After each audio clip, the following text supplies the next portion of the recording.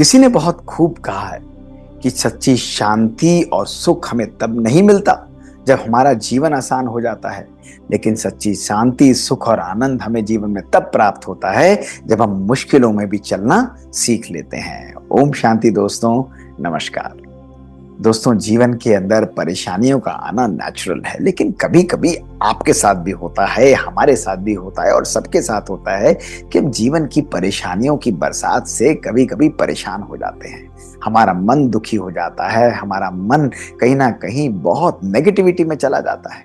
दोस्तों, ऐसे ही एक पुराने समय की बात है कि एक लड़का था, बहुत मेहनती था, लेकिन जीवन कुछ ऐसी परिस्थितियां उसके सामने ला रहा था कि वो हमेशा परेशान रहता था। उसे लगता था जैसे जिंदगी की सारी परेशानियां उसी के ऊपर टूट कर पड़ी हैं। कभी एक कार्य करता तो उसे मुश्किल दिखाई देती, दूसरा कार्य करता तो उसे दूसरी मुश्किल दिखाई देती। उसे लगता कि लोग उसके लिए ठीक नहीं हैं, परिस्थितियां उसके लिए ठीक नहीं हैं। जीवन में हर मोड़ पर उसके लिए किसी ना किसी प्रकार की परेशानी खड़ी हुई है और पूरा दिन दोस्तों उसका मन भी परेशान रहता और दूसरों को भी कोसता और परमात्मा को भी कोसते कोसते अपना जीवन दोस्तों व्यतीत कर रहा था।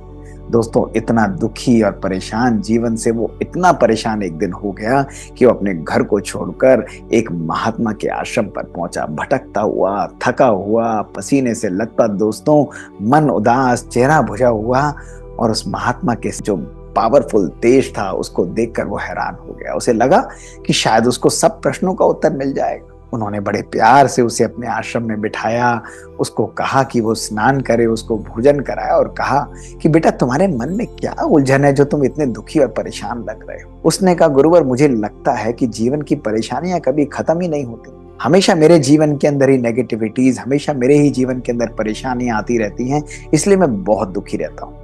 मुझे लगता है कहीं ना कहीं मेरे जीवन के अंदर भी आनंद है, मैं भी उन दुख और नेगेटिविटी से मुक्त हूं और इसलिए मेरा मन बहुत परेशान रहता है। दोस्तों, उस महात्मा ने बड़े प्यार से उसे पुचकारा और कहा कि चलो कोई बात नहीं, तुम आज आराम करो, कल मैं तुम्हें अपने साथ लेकर चलूंगा। और दोस्तों, ऐसा कहकर उन्होंने अगले दिन उसको उठाया, स्नान कराकर अपने साथ ले गए। उन्होंने कहा, बेटा, आज हमें नदी के पार दूसरे शहर में जाना है और वहां जाकर मैं तुम्हें शिक्षा दूंगा।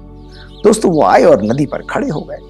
अब नदी पर खड़े हो गए, इंतजार कर रहे थे। 1 घंटा बीता, 2 घंटा बीता। उस लड़के ने कहा, गुरुवर, हम क्या कर रहे हैं? गुरुवर ने कहा कि बेटा, मैं नदी के रुकने का इंतजार कर रहा हूँ, या ये सोच रहा हूँ कि नदी का पानी सूख जाए तो हम इसको पार करें।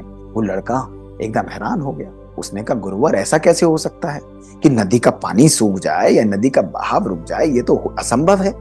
नदी का तो काम ही है बहना, वो तो बहती रहेगी, और नदी का पानी सूख जाए ये तो असंभव है। और अगर हम इसका इंतजार करते रहें तो हम तो कभी नदी को पार ही नहीं कर पाएंगे।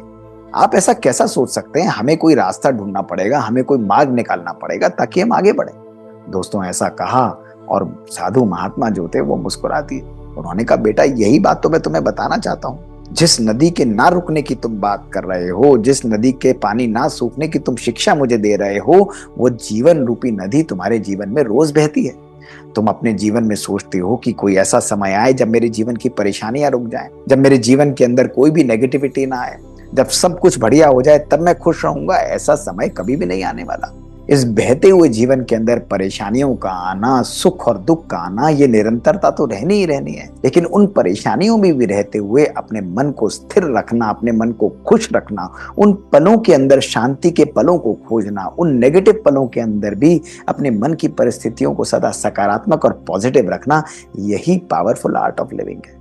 इसलिए बेटा, कभी भी ऐसे समय का इंतजार मत करना कि तुम्हारे जीवन की परेशानियां समाप्त हो जाएं, लेकिन उस जीवन के अंदर भी खुशी और शांति के पलों को ढूंढना ताकि तुम्हारा जीवन आनंद और सुख से परिपूर्ण रहे। दोस्तों, उस बच्चे को बहुत बड़ा संदेश मिल चुका था और वह लिपट गया उस साधु महात्मा से और उसकी आंखों में अश्रु थे। और उन्होंने कहा, आपने मेरी आंखें खोल दी। उन्होंने कहा, आपने मुझे जीवन का सबसे अद्भुत संदेश दिया कि मुझे एक श्रेष्ठ जीवन की परिकल्पना करनी नहीं है, लेकिन इस यूनिक और मजेदार जीवन के अंदर ही, खट्टे मीठे जीवन के अंदर भी, सुख और दुख से परिपूर्ण जीवन के अंदर ही खुशी और शांति के पलों को ढूंढना है।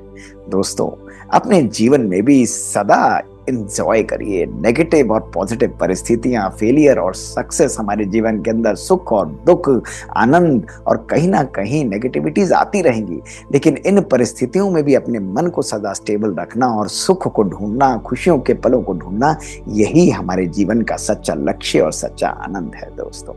तो इंतजार नहीं करिए दोस्तों खुशी का, खुशी को हर पल क्रिएट करिए। खुशी के लिए नहीं, खुशी से जीवन को जीना आरंभ करिए दोस्तों। शुक्रिया दोस्तों। ओम शांति।